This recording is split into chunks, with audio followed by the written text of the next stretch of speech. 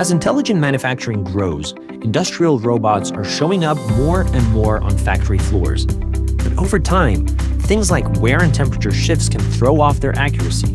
That's where Premax Technologies comes in. By combining their system with SCANTECH's 6D pose tracking, they can quickly test and calibrate robots to keep them running precisely.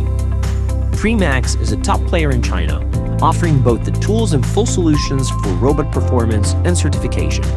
Before professional inspection tools were available, robot R&D and testing mainly relied on basic tools like dial indicators and calipers. But those methods lacked precision and were hard to repeat, making it tough to get reliable results.